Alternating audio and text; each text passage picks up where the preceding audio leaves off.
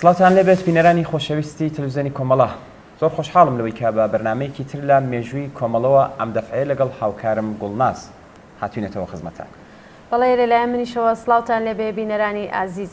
بۆ بەرنامەی ئەم هەفتەی مێژووی کۆمەڵە چەند لاپەڕێک لە کتێبی خەبات بەرەو سەرکەوتن سەبارەت بە مێژووی چەکداربوونەوەی ژنان لە ڕێزەکانی کۆمەڵە واتە ژنانی پێشمەرگەمان بۆ ئامادەکردوون. ئەم کتێبە بریتیە لە کۆمەڵی گوتوێژ کە لە ماوەی 3 ساڵدا لەلایەن ڕۆژنامەنووسی هەرێمی کوردستان بە نازناوی بەهمەن سەعیدی لەگەڵ هاوڕێ برامی عەلیزادە کراوەکە لەگەڵ هاوکارم ئەمیر وەکو پرسیار و وەڵام پێشکەشتانی دەکەین. سەرنجتان بۆ ئەم بابەتە ڕادەکێشم. ناوە بڕێک ببینن دینەوە خزمەتە.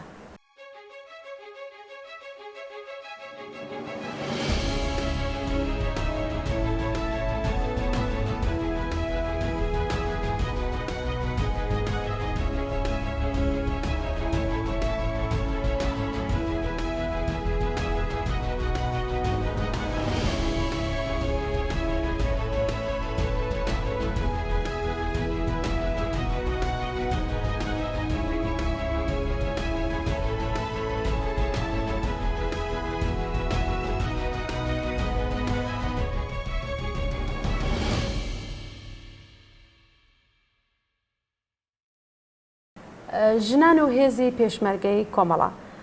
ئەمیر یەکەم پرسیارێکە لە هاوڕێ برامی عەلیزادە کرابوو ئەوە بوو کە چۆن کۆمەڵە بۆ قەنەعەتە گەیشت کە ژنان بۆ پێشمەرگایەتی چەکدار کرد. بەڵێ گوڵناز، هاوڕێ برایم عەلیزادە سەبارەت بەم پرسیارە ئاوا وەڵامی داوەتەوە وتوێتی کۆمەڵە تەنانەت پێش ڕووخانی ڕژیمی شاو هەر لە سەرەتای دامەزراندنیەوە کاتێک کە بیری لە خەباتی چەکداری و شۆڕشی درێژخایان دەکردەوە هەرگیز لایوانە بوو کە جیاوازیەک هەیە لە بەشداریکردنی ژنان لە هەموو بوارێکی وەها شۆڕشێک و لەوانە لە خەباتی چەکداریش. کاتێکیش مقاومەتی چەکدارانە بەرامبەر بە هێرشی ڕژیمی کوماری ئیسلامی لە کوردستان شکلی گرت هەر بیرمان لە جیاوازیەک لەو بوارەدا نەدەکردەوە. بەڵام لە سەرەتاوە بەرامبەر بە چۆنیەتی ڕاهێنان و ئامادەکردنی ژنان چۆنیەتی ڕێخستنیان کۆمەڵێک محافزەتگاری هاتە گۆڕێ. تا کاتێک کە شارەکان بەدەست هێزی پێشمەرگەوە بوون ژنان گەلێک جار بواری خۆ دەرخستنیان بۆ خەباتی سیاسی بۆ خوڵقا بوو کە شارەکان گیرانەوە مەسەلەی چەکدارکردنی هاوڕێیانیش نیش هاتە دەستورەوە. بەڵام هەروەکو باسم کرد کە پارێزەرە دەستمان بۆ برد و دەمان هەویست هەنگاو بە هەنگاو کاردانەوەی ئەو حرەکەتە لە ناو خەڵکی دیهاتەکانی کوردستان کە لامان وابوو لەم بابەتەوە محافزە کارترن تاقی بکەینەوە. ئەو بووکە لە سەرەتاوە دەستەی پێشمەرگەی جیاوازمان لە هاوڕێیانی ژن ڕێکخست کە دەستیان کرد بە جەولەی سیاسی لە ناو ئاواییەکان. زۆر زوو لەمان حاڵی بووکە نیگەرانەکەی ئێمە لە جێگای خۆی نییە. کۆمەڵگەی کوردستانی ئێرانی نەک هەر پەزیرای ئەو حرەکەتە بەڵکو بە گەرمی پێشوازیش لە دەکات. ئەو بوو لە هەموو ناوچەکان کچان و کوڕان هاوشان لە فێرگەکاندا وەردەگیران و دوجار وەکو یەک لە واحدەکانی هێزی پێشمەرگەی کۆمەڵەدا دەستیان دەکرد بە چالاکی.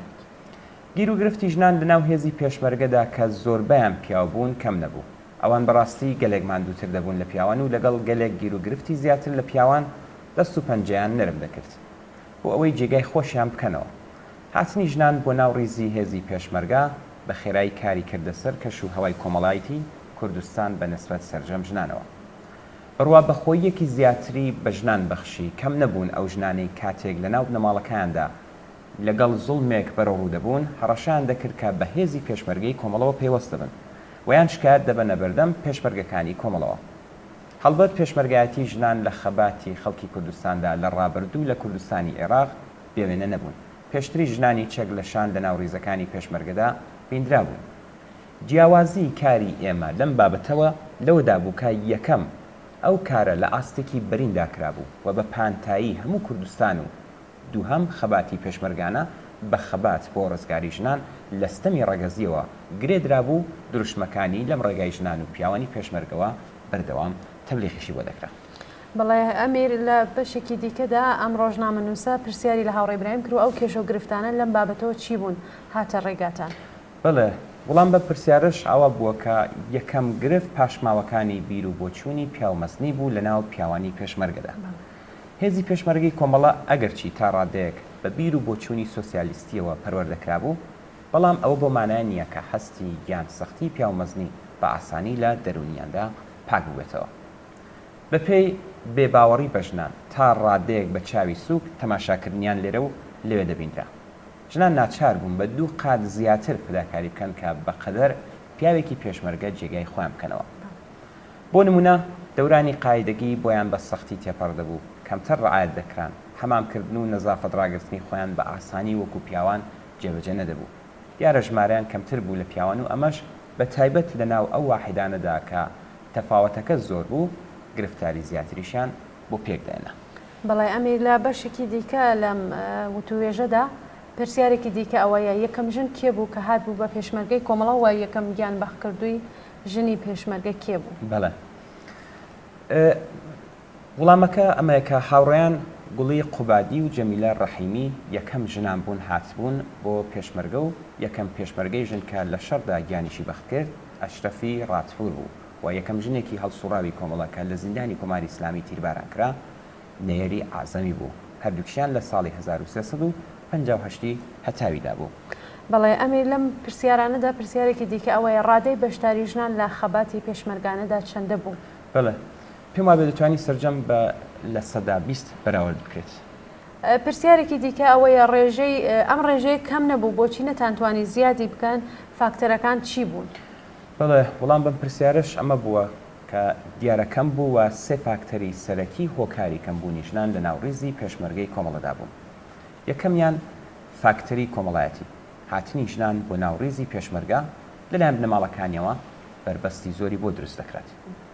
ڕاستەکە کۆمەلگای کوردستان سەرجەم واقعیەتی پێشمەرگایەتی ژنانی قبول کردبوو و تا ڕادەیەکیش پێشوازی لێ دەکرد، بەڵام هێشتا ئەو پێشوازیە لە چاو ئەوەی کە بۆ پیاوان هەبوو کەمتر بوو. بیر و بۆچوونی سنەتی و تەبلیغاتی دژی کۆمونیستی کۆنەپەرستی ناوخۆ لەم مەسەلەیەدا دەوری دەبینی. دووهەمیان گیر و گرفتی ئەمەلی بوو لە ڕێگای پەیوەستبوونی ژنان بە ڕێزی پێشمەرگایەتیەوە.